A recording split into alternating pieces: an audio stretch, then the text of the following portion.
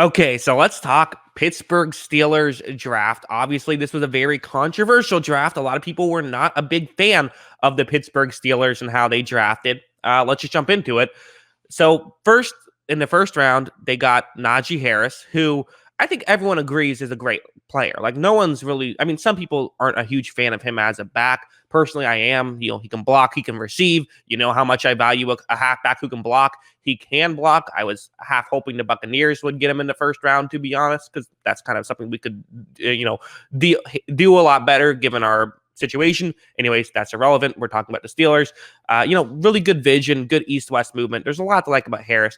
The issue is, do you go halfback in round one when clearly you do need some offensive line? And I get it. I get the argument. And in fact, I think I probably do agree that like going offensive line here would have made more sense. I mean, if I'm looking at their roster right now, I'm looking at the roster right now, and they could use a center and two tackles if we're being honest. So the idea that they decided to just neglect that is a bit rough. And you saw, I mean, there were times last year where they just needed a yard and could not get anything going. But at the same time, there's two ways to get that yard, right? There's getting an offensive line that can just completely open up a hole. But let's be honest, you need 3 draft picks for that. They still have, if they get a center here like Landon Dickerson, well, now you still need 2 tackles. But if they get a halfback, well, Naji Harris can sort of fall forward and pick up that yard. And that's the logic behind it. I'm not saying I agree with it. I'm just explaining the logic behind why getting a halfback makes some sense. And I also think that there is a scenario where this draft pick works out. It's if Naji Harris ends up being great, not just good, but great. If you think he's going to be like a Pro Bowl or even all pro level halfback, well, now all of a sudden this pick looks pretty good. I mean, you're getting a player who can absolutely make some plays. And I do think running backs still have value. The issue is just that they don't have value for that long. Like, that's the main issue I have with a halfback. I think people have sort of gotten conflated and say, oh, halfbacks don't matter. No, they do matter. There is value there. And for the Steelers, who are trying to be good right now, I do understand the logic behind it.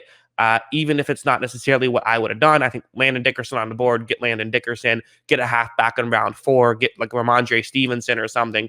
But I get the logic behind it. That's all. They also got Pat Freiermuth, who is another guy that I get the logic behind, even if I also understand why it's getting a lot of criticism. So people are saying, hey, why are you getting a tight end here? You need offensive line help. You didn't get it in the first. Now you're not getting it in the second. So again, I get it. And by the way, we should throw that asterisk that maybe they have a plan for some of this offensive line stuff that we just haven't like realized yet. So that's an option. But for Freiermuth, no one's saying that they dislike this player, and pretty much everyone agrees that it's good value here. So I'm not going to kill it. And honestly, they could use Eric Ebron's right now their number 1 tight end. So they could use a tight end, and getting a guy like Pat Freiermuth. I guess the one other concern I have is, why are you getting a tight end if you're trying to compete right now? Because tight ends almost never are great right away. Usually it takes them a year. So that's kind of interesting. But, he's coming off of a shoulder injury, so you could argue that's a concern. He's not the fastest, but again, his footwork is so incredible. And, he's 6'5", 260 pounds. So I do think that his blocking maybe isn't as good as his size would indicate, but it's still very good. So I love the player. And honestly, hey, if you're trying to get those yards, having a tight end who can be a big guy, that can actually help you. I mean, this guy got nicknamed Baby Gronk. Well, how many times have we seen Gronkowski, not just last year, but over the years, be a huge part of why New England wins just with his blocking? So maybe they're hoping they can get that with Freiermuth, which there's logic behind. There is. So again, get the logic behind it, even if it's not the move I would have made. But I also like how here in the 3rd round, they get Kendrick Green, who, we're getting to the guys I haven't watched a ton of tape on now, but it seems like he's probably a good guy. I mean, a lot of people thought that he could be a 2nd round pick. So getting him here at round 3, he's, 6'2", 305 pounds, which is good size, good enough size for a center. He, kind of was this guard / center. He gets drafted as a guard, but I think he'll probably play center. He can play center. So this is kind of their mindset of, hey, this is how we're going to improve the offensive line. We're going to use these later picks on the offensive line and use our top picks on guys that we think will be helpful right now. So that's the logic. And they did the same thing in round 4, where they go out and they get Dan Moore, who a lot of people liked. A lot of people think is like a pretty solid player. I'm not saying he'll be a starter, but he probably could end up. I mean, he might be a starter. I'm trying to say, I'm not saying he'll be like a high end starter, but could he be a mediocre starting tackle? Maybe. He is 6 feet tall, or 6'6". If he was 6 feet tall, that'd be an issue. He's 6 feet 6 inches tall. So again, there's logic here. I get it. You would have liked to see those earlier picks get used for offensive linemen, but maybe they can make this work here with these later picks, these sort of mid-round picks. We have a couple of just fun names coming up with Buddy Johnson, who seems like he could be a good depth guy with, Devin Bush is sort of coming back from a torn ACL, and, Vince Williams, he's 31, not getting any younger. So he could just sort of be like a fast guy who maybe is can help out with the linebacking core.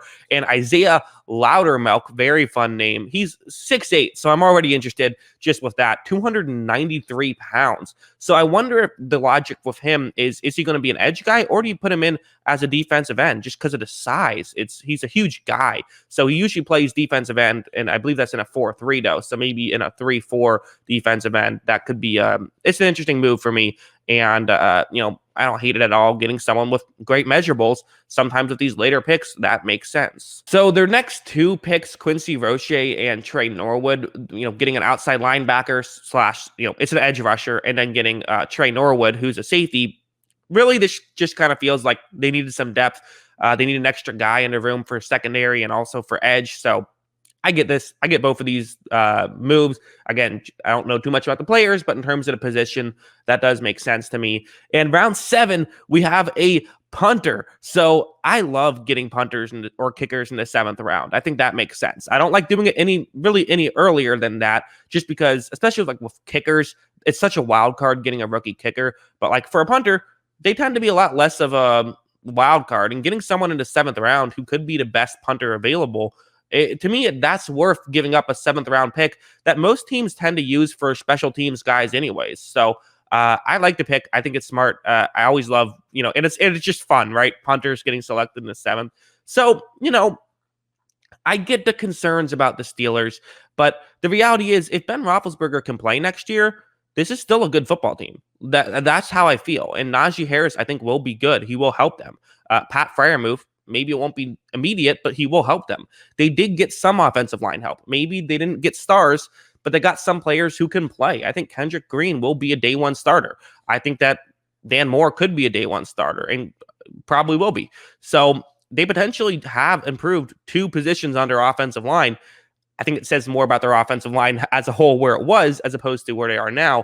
But if they just sign one more tackle, well, now they have 5 guys who can play. And with an offensive line, sometimes it really is you're only as bad as you're only as strong as your weakest link. And if they can get all those weak links out of the way, they could end up being okay. Obviously, there's a lot of ifs there, so that's the concern. So I get it, but I'm just sort of explaining the logic. I think they're getting a bit too much criticism, but some criticism is definitely fair. So yeah, that's what I think. What do you guys think? Let me know in the comments below. Always love hearing from you. And of course, as always, thanks for watching.